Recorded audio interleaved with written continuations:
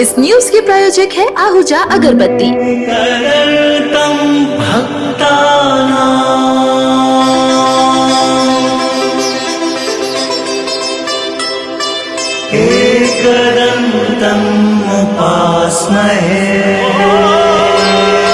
पूजा में आहूजा अगरबत्ती है जरूरी, इसकी खुशबू से हो जाए मनोकामना पूरी। प्रधानमंत्री नरेंद्र मोदी ने मंगलवार को छत्तीसगढ़ के जगदलपुर में एक जनसभा को संबोधित किया। इस दौरान उन्होंने राज्य की कांग्रेस सरकार पर जमकर निशाना साधा। उन्होंने कहा कि कांग्रेस ने राज्य की उपेक्षा की है और यहाँ विकास नहीं हुआ है। उन्होंने कांग्रेस की जातिगत जनगणना के नारे पर भी पलटवार किया।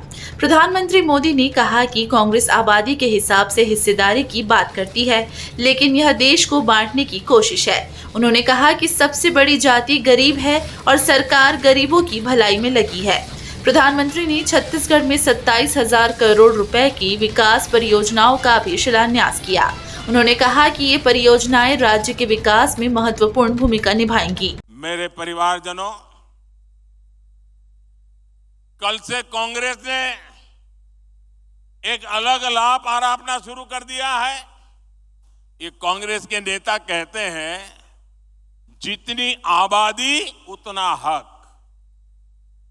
मैं कहता हूं, इस देश में अगर सबसे बड़ी कोई आबादी है तो वो आबादी गरीब है, और इसलिए मेरे लिए गरीब ही सबसे बड़ी आबादी है और गरीब का कल्याण यही मेरा मकसद है।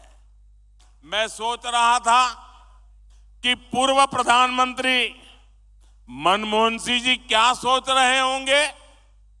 भारत के पूर्व प्रधानमंत्री मनमोहन सिंह जी तो कहा करते थे कि देश के संसाधनों पर पहला हक माइनॉरिटी का है, अल्पसंख्यकों का है, और उसमें भी मुसलमानों का है।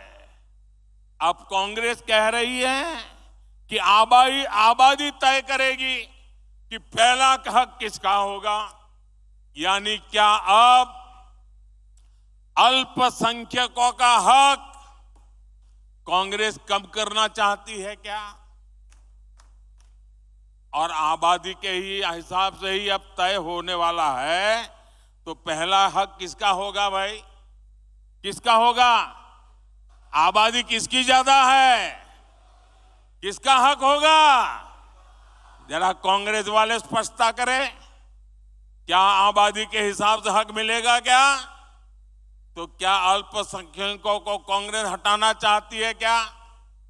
तो क्या सबसे बड़ी आबादी वाले हिंदू अब आगे बढ़कर अपने सारे हक ले लें क्या?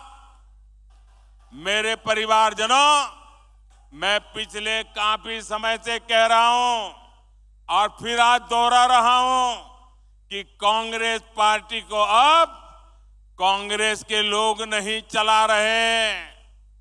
कांग्रेस के बड़े बड़े नेता मुंह पे ताला लगा के बैठे हैं, न उनको पूछा जाता है, न वो ये सब देख करके बोलने की हिम्मत करते हैं।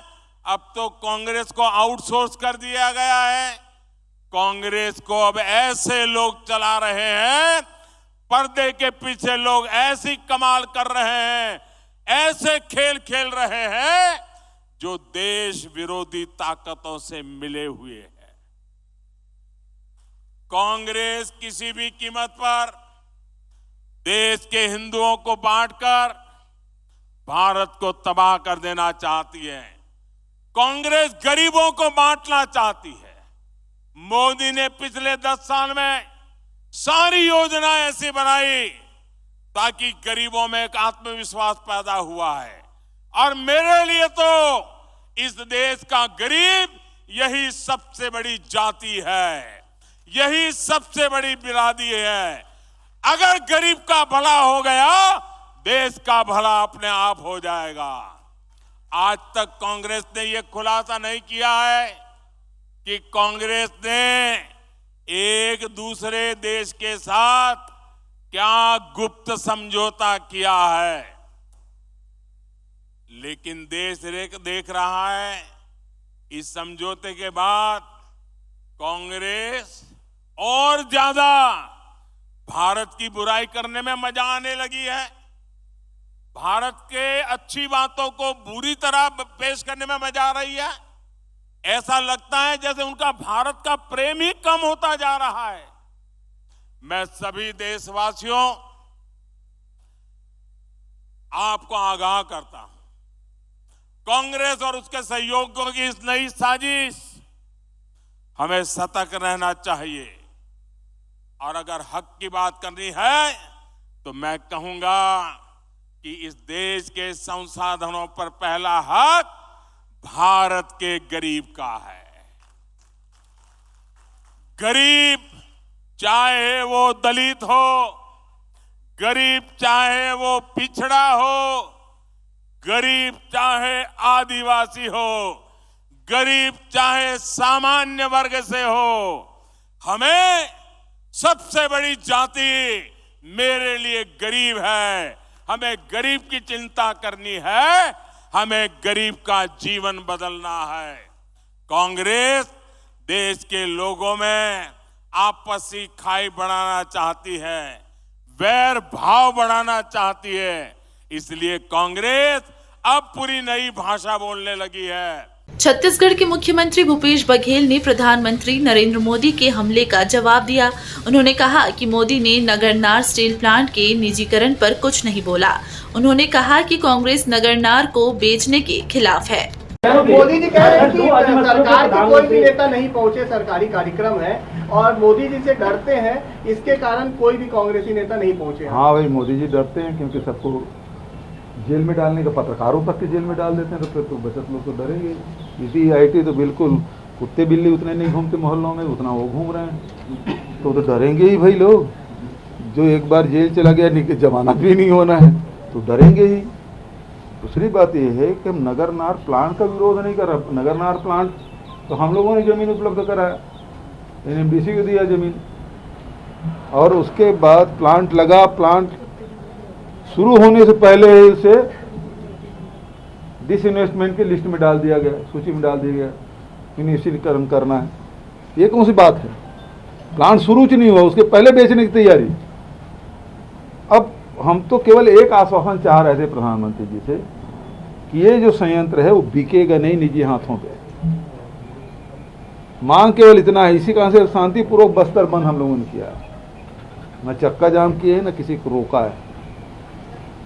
शांतिपूर्वक बस्तर बंद का आह्वान किया था और वो सफल हुए। जनता की आवाज़ कम से कम प्रधानमंत्री को सुनना चाहिए। और अभी भी मैं उनसे आग्रह करूँगा कि वो नगरनार स्टील प्लांट निजी हाथों पे नहीं जाएगा, ये विश्वास दिलाए। उतनी ही तो मांग है हमारी, क्योंकि इसके पहले हम लोगों ने पत्राचार भी किया। पूर्व मुख्यमंत्री रमन सिंह ने भी कहा कि ये निजी हाथों में बिकना चाहिए, कम से कम अपनी पार्टी के लोगों की बात सुन ले। उन्होंने पत्र लिखा, विधानसभा में हम लोगों पारित किया, शासकीय संकल्प लाया। छत्तीसगढ़ यदि केंद्र सरकार नहीं चलाना चाहती, एनएमडीसी नहीं चला सकती, हमको दे दे, हम चला लेंगे। हमारे पास बहुत अनुभवी इंजीनियर है भिलाई में, उनके माध्यम से हम चला लेंगे। लेकिन वो बात भी अनसुनी कर दी गई। फिर एनएमडीसी के एमडी, चेयरमैन, सबसे हम लोगों ने बात की कि ये निजी हाथों में जाना चाहिए। भारत सरकार से पत्राचार किया, लेकिन वो सारी बातें अनसुनी कर दी गई और उसका लोकार्पण किया गया। देश को एक नया स्टील प्लांट मिला है, उसके लिए मैं बधाई दूंगा। लेकिन ये निजी हाथों में ना जाए, ये मैं आश्वासन चाहता हूं और इसी का विरोध है। और इसमें जब तक रोक नहीं लगेगी तब तक लड़ाई लड़ते रहेंगे। एसएन मोटर्स यूज्ड कार के सेल परचेज का वन स्टॉप सॉल्यूशन। हमारे यहाँ आपको मिलेगी BMW, मर्सिडीज, ऑडी, जैगवार समेत सभी लग्जरी कार्स की विशाल रेंज। कम कीमतों पर हम करते हैं आपका लग्जरी कार लेने का सपना पूरा। आज ही आए और न्यूनतम डाउन पेमेंट देकर ले जाए अपनी मनपसंद गाड़ी। हमारा पता है SN Motors, near Pandit Ravishankar university, अमानाका, Raipur. Chhattisgarh की हर खबर सबसे पहले आपके फोन पर। सब्सक्राइब कर बेल आइकन दबाएं। 9 सालों से आपकी पसंदीदा मीडिया अब YouTube पर भी। सिंधु यूथ छत्तीसगढ़ का अपना न्यूज